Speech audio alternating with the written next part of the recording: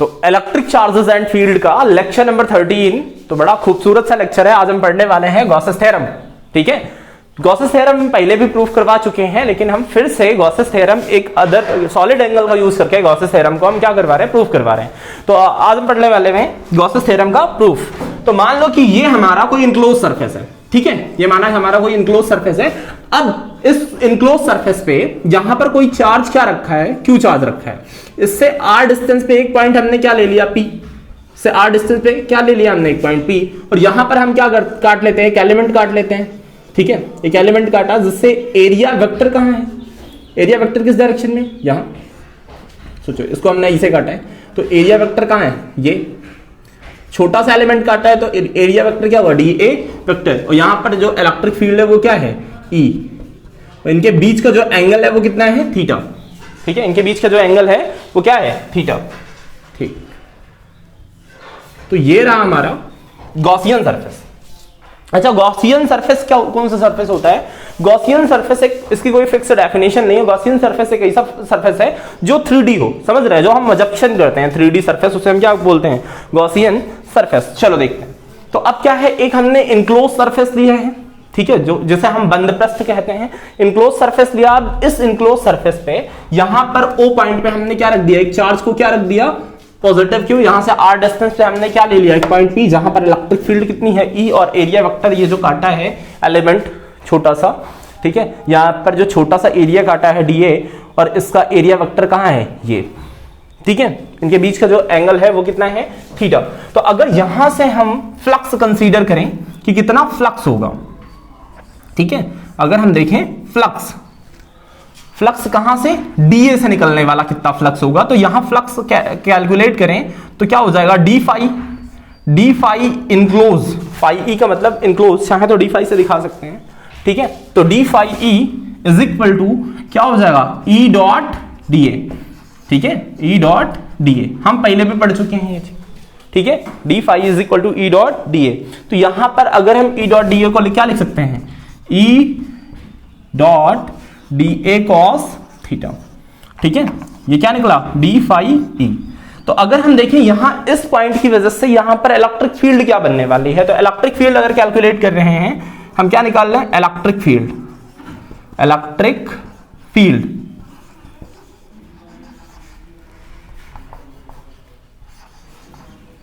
FIELD। ठीक है,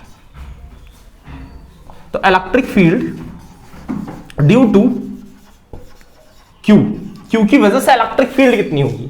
ठीक है, जो पॉजिटिव चार्ज क्यू है इसकी वजह से इलेक्ट्रिक फील्ड कितनी होगी, तो यहां इलेक्ट्रिक फील्ड होगी E is equal two point charge के लिए इलेक्ट्रिक फील्ड क्या होती है, 1/4 पाई एप्सिलॉन नॉट, क्या होती है, 1/4 pi epsilon not Q by R square. ठीक है, पॉइंट चार्ज की वजह से यहां पे इलेक्ट्रिक फील्ड कितनी होगी, 1/4 pi epsilon not Q by R square. इस इलेक्ट्रिक फील्ड को उठा के हम यहां पुट अप करते हैं। इसको हम क्या ले लेते हैं, इक्वेशन नंबर फर्स्ट। तो फ्रॉम इक्वेशन फर्स्ट क्या हुआ, from equation number first, equation number first से क्या हो जाएगा, D phi E is equal to E dot D A. अब इलेक्ट्रिक फील्ड की जगह पे क्या रखते हैं, ये वैल्यू पुट अप कर देते हैं तो कितना हुआ, 1/4 pi epsilon not Q by R square into D A cos theta. ठीक है, क्या हुआ, D phi is equal to 1/4 pi epsilon not Q by R square D A cos theta. अच्छा, हमें पता है, देखो सॉलिड एंगल हमने क्या पढ़ रखा है, सॉलिड एंगल, क्या पढ़ रखा है, सॉलिड एंगल।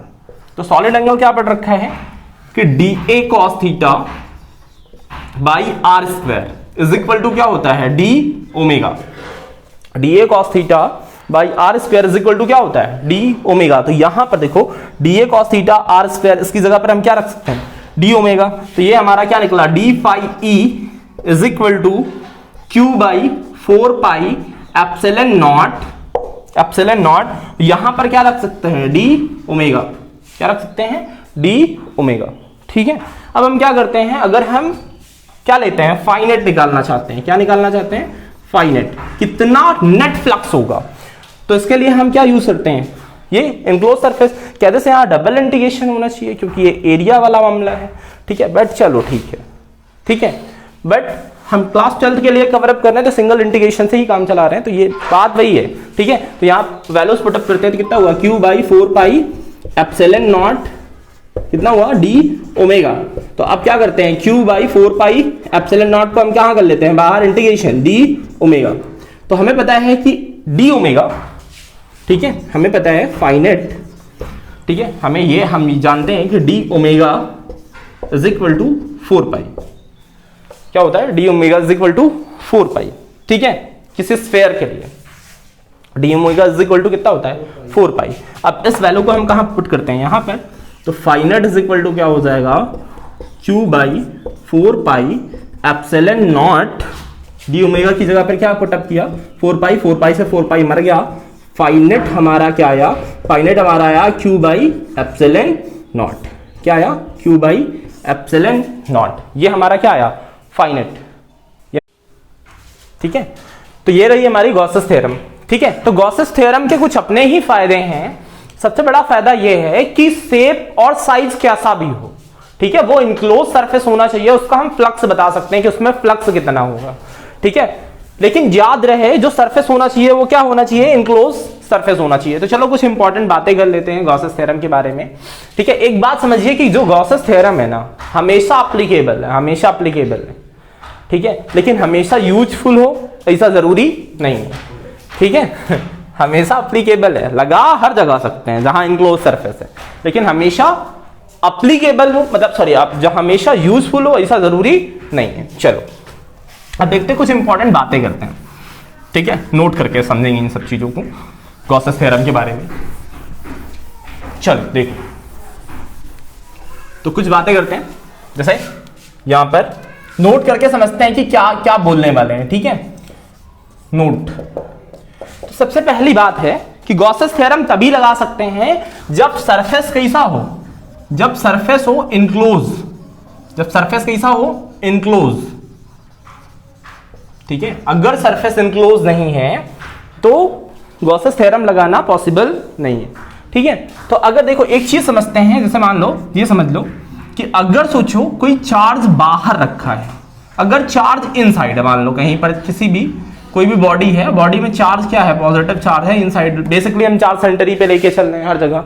तो अगर चार्ज इनसाइड है तब तो इसके लिए जो फ्लक्स होगा phi is equal to, Gauss's theorem से क्या होगा, phi is equal to Q net, ठीक है, मतलब नेट चार्ज कितना है अंदर बटे के epsilon not, Q net over epsilon not.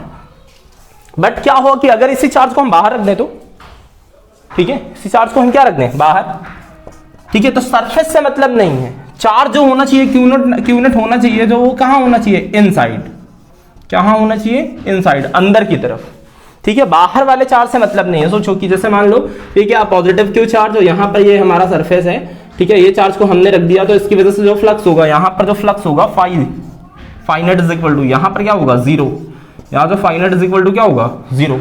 सोचो अगर एक केस क्या बन सकता है, ये केस हो सकता है, यहाँ phi net is equal to zero होगा, चार्ज वार्ज अगर बाहर रखा है तो कोई मतलब ही नहीं है, ठीक है, अंदर की तरफ चार्ज नहीं है तो कोई भी फ्लक्स नहीं होगा, ठीक है।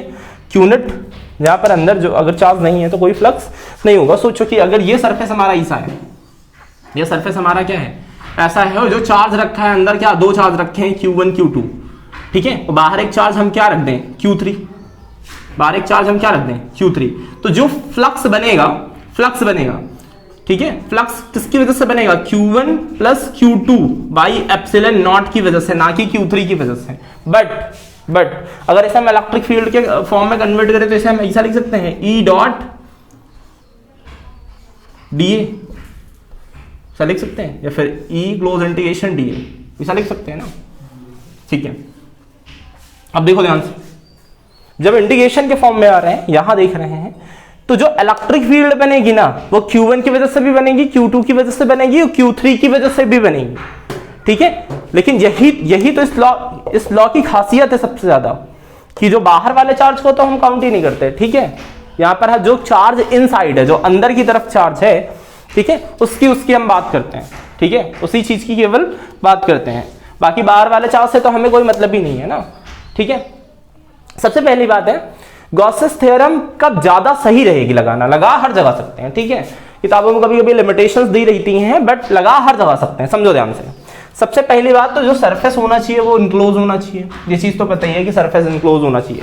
दूसरी चीज क्या है कि जो इलेक्ट्रिक फील्ड है ना, electric field at any point, जो इलेक्ट्रिक फील्ड है हर जगह पर, इलेक्ट्रिक फील्ड हर जगह पर क्या होनी चाहिए, सेम होनी चाहिए। ठीक है, इलेक्ट्रिक फील्ड हर जगह पे सेम होनी चाहिए। तीसरी बात, जो थीटा है, ठीक है, थीटा क्या है, angle between electric field and area vector. ठीक है, इलेक्ट्रिक फील्ड और एरिया वेक्टर के बीच का जो एंगल है वो क्या होना चाहिए, नॉन वेरिएबल होना चाहिए, नॉन वेरिएबल होना चाहिए। ठीक है, तो अगर ये सब कंडीशंस हैं तो ये गॉस लॉ लगाना बड़ा आसान हो जाएगा। ठीक है, ठीक है, ये सब क्या होने चाहिए, जो एंगल है किसके, इलेक्ट्रिक फील्ड और एरिया वेक्टर के बीच का, ये नॉन वेरिएबल होना चाहिए। सोचो एंगल अगर वेरिएबल है, यहां पर भी बेसिकली हम दो ही केस डिस्कशन करते हैं, एक तो या तो 0 डिग्री वाला या फिर 90 डिग्री वाला, दो ही केस डिस्कशन करते हैं। ठीक है, बेसिकली तो हम यही देखते हैं ना। अगर सोचो से ज्यादा एंगल इधर उधर हो गया तो सोचो ये थोड़ा कॉम्प्लेक्सिटी क्रिएट हो जाती है। ठीक है, तो जो एंगल होना चाहिए इलेक्ट्रिक फील्ड और एरिया वेक्टर के बीच का, ये कितना होना चाहिए, या तो 0 डिग्री या फिर 90 डिग्री, मतलब ऐसा बोल के चलते हैं हम, यही केस डिस्कशन करते हैं। मतलब एंगल वेरिएबल नहीं होना चाहिए हर जगह पर, जैसे इलेक्ट्रिक फील्ड का एंगल चेंज नहीं होना चाहिए, इलेक्ट्रिक फील्ड और एरिया वेक्टर का एंगल चेंज नहीं होना चाहिए। ठीक है, तो ये कुछ रही खासियत, ठीक है, गॉसेस थ्योरम की, ये कुछ रही इंपॉर्टेंट बातें। अब हम देख रहे हैं कि अगर सोचो गॉसियन सरफेस हम कैसे अजप्शन करेंगे। ठीक है, गॉसियन सरफेस कैसे अजप्शन करेंगे, चलो देखते हैं।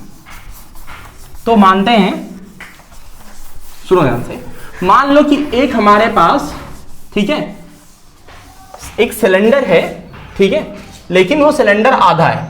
ठीक है, केस नंबर फर्स्ट की बात कर रहे हैं, केस नंबर फर्स्ट, जो सिलेंडर है, ठीक है, वो कैसा है, आधा, ये कुछ ऐसा है। चलो सिलेंडर पे हम क्या देख रहे हैं, फ्लक्स देखने वाले हैं। तो ये सिलेंडर है हमारा, ये रहा हमारा सिलेंडर, ये सिलेंडर क्या है, आधा, और इस सिलेंडर पे यहां से लेके यहां तक की डिस्टेंस मान लो कितनी है, L/2। ठीक है, यहां पर अगर मैं एक चार्ज रख दूं +Q, तो देखो ये इनक्लोज सरफेस नहीं है, पहले हमें क्या करना पड़ेगा, एक गॉसियन सरफेस मानना पड़ेगा। तो हमने क्या किया, एक गॉसियन सरफेस अजप्शन कर लिया। तो ये रहा हमारा गॉसियन सरफेस, फील आ रहा है ना, ये रहा हमारा गॉसियन सरफेस। अब बताओ ये चार्ज क्या इस सरफेस के इनसाइड नहीं हो गया, ये चार्ज इस सरफेस के इनसाइड नहीं हो गया। भाई साहब गॉसियन सरफेस की सबसे पहली खासियत है, ठीक है, गॉसियन सरफेस की सबसे इंपॉर्टेंट बात है कि सिमेट्रिसिटी दिखनी चाहिए। क्या दिखना चाहिए, सिमेट्रिक, क्या दिखना चाहिए, सिमेट्रिक, सिमेट्रिक दिखना चाहिए। ठीक है, सिमेट्रिसिटी जरूरी होती है। तो सोचो ये वाला फिगर इस वाले फिगर के सिमेट्रिक है। ठीक है, मतलब सोचो अगर इससे हम फ्लक्स कैलकुलेट करें, फाइनेट कितना हो जाएगा गॉस थ्योरम के अकॉर्डिंग, Q और एप्सिलॉन नॉट होगा।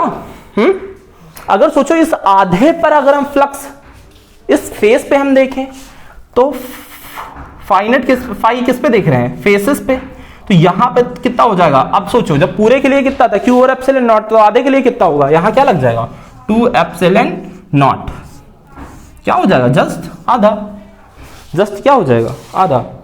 ठीक है, मान लो सर केस नंबर सेकंड में क्या है, मान लो कोई हेमिस्फीयर है, केस नंबर सेकंड में मान लो कि कोई हमारे पास क्या है, हेमिस्फीयर है। चलो मान लेते हैं कि ये हमारा एक हेमिस्फीयर था, ये हेमिस्फीयर है हमारे पास। ठीक है, ये है प्रिंस का कटोरा, इसको लेके भीख मांगते हैं। ठीक है, क्यों प्रिंस, हाँ भीख मांगते हैं।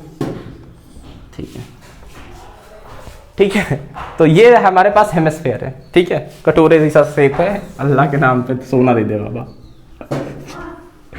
चलो देखो, तो ये क्या है, इसको हम क्या मान लेते हैं, एक सरफेस मान लेते हैं, एक गॉसियन सरफेस अजप्शन कर लेते हैं। चलो भैया मान लिया।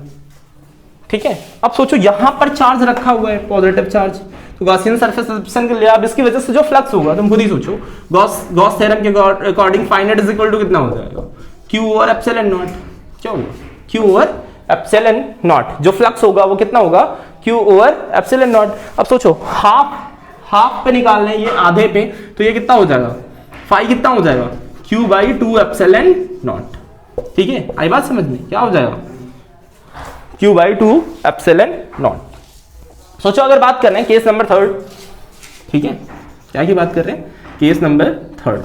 चलो इधर देख लेते हैं, केस नंबर 3, केस नंबर 3। मान लो कि अपने पास क्या है, क्यूब है,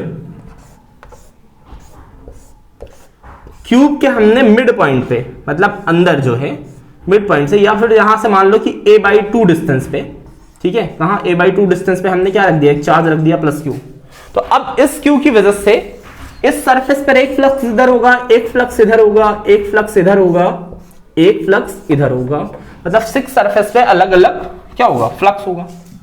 इसकी सरफेसेस कितनी है, 6, मतलब फेस कितने हैं क्यूब के, कितने, अजब से करोगे, फेस कितने हैं, 6। तो उन पे जो फ्लक्स होगा, अगर यहां फाइनेट कैलकुलेट करें, क्या कैलकुलेट करें, फाइनेट गॉसेस थ्योरम के अकॉर्डिंग क्या होगा, क्यू बाई एप्सिलॉन नॉट, क्या होगा, क्यू बाई एप्सिलॉन नॉट। ठीक है, तो अगर हम देखें कि हर एक फेस पे फाई किस पे देख रहे हैं, फाई किस पे, फेस पे, तो हर एक फेस पे फ्लक्स कितना होगा, तो सोचो कितने फेसेस हैं, 6, क्यू बाई कितना हो जाएगा, 6 फेसेस है, 6 एप्सिलॉन नॉट, क्या हो जाएगा, क्यू बाई 6 एप्सिलॉन नॉट। अब सोचो 6 फेसेस को ऐड कर देंगे, अगर हम ऐड करें, नेट फ्लक्स निकालना चाहते हैं, मान लो फाइनेट निकालना चाहते हैं, तो सभी को ऐड कर दे तो कितना, 6 into Q by 6 epsilon not, 6 से 6 मर गया तो कितना, नेट फ्लक्स कितना आया, फिर से देखो भाई, क्यू बाई एप्सिलॉन नॉट, ये क्या आया, फाइनेट हमारा, फाइनेट कितना आया, क्यू बाई एप्सिलॉन नॉट। आई बात समझ में, तो यहां पर क्या है, फाइनेट। सोचो जो चार्ज होना चाहिए ना, जो चार्ज हमने रखा है, जो गॉसियन सरफेस है उसे कभी चीरता हुआ नहीं आना चाहिए, समझ रहे हैं, जो गॉसियन सरफेस है उस चार्ज को कभी चीरता हुआ नहीं जाना चाहिए, नहीं तो फिर प्रॉब्लम हो जाएगी, फिर दिक्कत होगी। ठीक है, फिर अप्लाई करने में दिक्कत होगी। ठीक है, जैसे देखो एक केस हम दिखाई देते हैं, ठीक है, एक केस दिखाई देते हैं। चलो मान लेते हैं कि अगर सोचो कहीं वर्टाइसेस पे रख दे हम चार्ज को, कहाँ रख दें, वर्टाइसेस पे, मान लो कि कोई कोन है, वो कोन के हमने क्या किया है, वर्टाइसेस पे चार्ज रख दिया है, तो ये मान लिया हमारा कोन है। ठीक है, अब इस कोन के हमने यहां वर्टाइसेस पे क्या रख दिया, प्लस क्यू चार्ज। ठीक है, यहां से यहां तक की डिस्टेंस कितनी दे दी, r। तो इसकी वजह से जो फ्लक्स बनता है फाई नेट, वो बनता है क्यू बाई 2 एप्सिलॉन नॉट, कितना, 1 माइनस कॉस थीटा। जो फ्लक्स बनता है phi net is equal to, वो कितना बनता है, Q by 2 epsilon nought 1 minus cos theta. ठीक है, अगर चाहेंगे तो इसका डेरिवेशन हम करवा देंगे। ठीक है, तो ये कितना होगा, phi net is equal to Q by 2 epsilon nought 1 minus cos theta. ठीक है, तो अब हम बात करते हैं कि कूलम्स लॉ कैसे फाइंड आउट करेंगे, गॉस थ्योरम का यूज करके। ठीक है, गॉस थ्योरम का यूज करके कूलम्स लॉ किसे फाइंड आउट करेंगे। ठीक है, तो हम डेरिवेशन देख रहे हैं, बोर्ड में काफी पूछा जाता है, क्या है, Coulomb's law by using Gauss theorem. ठीक है, ठीक है, तो हेडिंग लगेगी गॉस की प्रमेय से कूलाम के नियम का निगमन। ठीक है, कूलम्स लॉ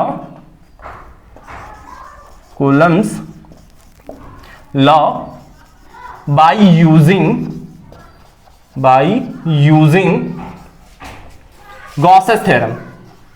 गॉसेस थ्योरम। ठीक है, गॉस की थ्योरम का यूज करके कूलम्स लॉ का डेरिवेशन देख रहे हैं। ठीक है, कूलम्स लॉ का क्या देख रहे हैं, डेरिवेशन। तो मान लो कि ये क्या है, हम एक क्या लेते हैं, एक गॉसियन सरफेस को एजप्शन करेंगे। ठीक है, मान लिया कि ये हमारा क्या है, गॉसियन सरफेस है, यहां से यहां पर प्लस क्यू चार्ज रखा हुआ है सेंटर पे ओ, यहां से r डिस्टेंस पे क्या है, एक पॉइंट P है, यहां पर एक छोटा सा हमने एलिमेंट काटा है, तो ये एलिमेंट क्या हुआ, यहां पर इलेक्ट्रिक फील्ड क्या है E, और एरिया वेक्टर क्या है, मान लो ये जो काटा है एरिया वेक्टर क्या है A, और इनके बीच का जो एंगल क्या है वो है थीटा। एरिया वेक्टर क्या है A, चाहे तो DA ले सकते हैं। ठीक है, इनके बीच का जो एंगल है वो क्या है थीटा, चाहे तो DA का यूज कर सकते हैं, करना चाहे तो कर सकते हैं, हम क्या मान सकते हैं DA। तो अगर हम देखो, अगर हम गॉस थ्योरम के हिसाब से देखें, गॉसेस थ्योरम के हिसाब से देखें, ठीक है, गॉस थ्योरम। गॉस थ्योरम, तो गॉस थ्योरम लगाएंगे तो यहां से जो फ्लक्स निकलेगा phi net is equal to वो क्या होगा, Q ओवर एप्सिलॉन नॉट। क्या होगा, Q over epsilon not, charge inside और ये यहां की जो परमिटिविटी होगी, ठीक, एप्सिलॉन नॉट, ठीक है, परमिटिविटी, ठीक है। तो अब अगर हम फाइनेट को हम जानते हैं, फाइनेट को हम क्या लिख सकते हैं, फाइनेट क्या लिख सकते हैं, E dot D S, E vector dot D S vector, क्या लिख सकते हैं फाइनेट को, E vector dot D S vector, ठीक है, लिख सकते हैं ना। अब देखो, तो यहां से हम क्या करेंगे, यहां पर इसे हम लिख सकते हैं ई इंटीग्रेशन, ठीक है सर, या फिर ऐसा लिख सकते हैं डी एस कॉस थीटा, ठीक है। और यहां पर छोटा, सॉरी यहां डी फाई होगा, यहां क्या होगा, डी फाई, यहां हम इसे क्या कैलकुलेट कर रहे हैं, डी फाई, तो D phi is equal to कितना हुआ, E dot D S cos theta, theta इनके बीच का एंगल मान लो कितना है, 0, तो D phi is equal to कितना हो जाएगा, ई डॉट डी एस, क्या हो जाएगा, ई डॉट डी एस। तो अब हम क्या करते हैं, इंटीग्रेशन कर देते हैं, तो फाइनेट चाहिए हमें, फाइनेट चाहिए तो इंटीग्रेशन ई डॉट डी एस, क्या, ई डॉट डी एस, ई बाहर इंटीग्रेशन डी एस, ठीक है, ये क्या आया, फाई नेट, क्या आया, फाई नेट।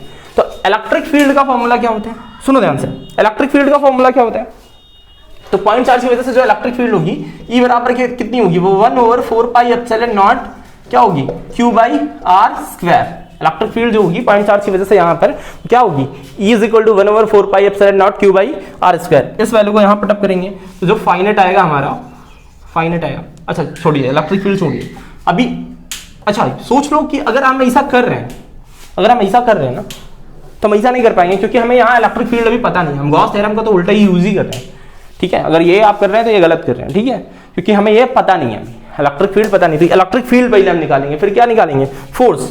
तो चलो इलेक्ट्रिक फील्ड निकाल लेते हैं, इलेक्ट्रिक फील्ड निकालेंगे, फाइनेट, फाइनेट की वैल्यू कितनी है, Q over epsilon not, Q over epsilon nought is equal to E dot D S. अब बताओ छोटे छोटे ds को अगर हम जोड़ेंगे तो ये पूरा क्या बनेगा, एक पूरा एरिया बना देगा, तो इसका एरिया कितना होगा, E इज इक्वल टू इसका एरिया होगा, क्या होगा, इसे हम क्या लिख सकते हैं, Q बाई एप्सिलॉन नॉट क्या हो जाएगा, E A, तो A बराबर कितना है यहाँ पर 4 पाई स्क्वायर, ठीक है, स्क्वायर का एरिया कितना होता है, कितना होगा 4 पाई आर स्क्वायर, ठीक है, क्या हो जाएगा, E इज इक्वल टू मतलब sorry E into 4 pi R square, ठीक है, क्या आया Q बाई एप्सिलॉन नॉट। अब हम क्या करते हैं, यहां से इलेक्ट्रिक फील्ड कंसीडर कर लेते हैं, तो इलेक्ट्रिक फील्ड कितनी आई, 1 over 4 pi epsilon not Q by R square. Electric field की वैल्यू कितनी आई, E is equal to 1 over 4 pi epsilon nought R square. तो यहां से हमने कितनी इलेक्ट्रिक फील्ड पास हुई ये निकाल लिया गॉसेस थ्योरम का यूज करके।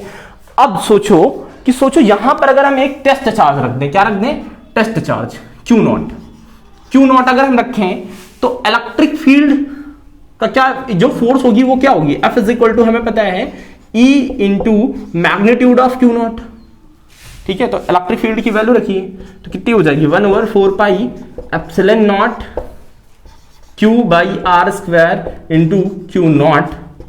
अब इस फोर्स को जरा ध्यान से देखिए, क्या कूलम्ब्स लॉ नहीं है, ठीक है। इस चीज को हम क्या लिख सकते हैं, F is equal to K Q into Q nought by R square. और यही क्या है, कूलम्ब्स लॉ, यही क्या है, कूलम्ब्स लॉ। तो बोर्ड में ये डेरिवेशन पूछा जाता है, ठीक है, कि गॉस थ्योरम का यूज करके कूलम्ब्स लॉ फाइंड आउट करिए, ठीक है। तो आज से हम अपने लेक्चर को यहीं एंड करते हैं, पढ़ाई करते रहें।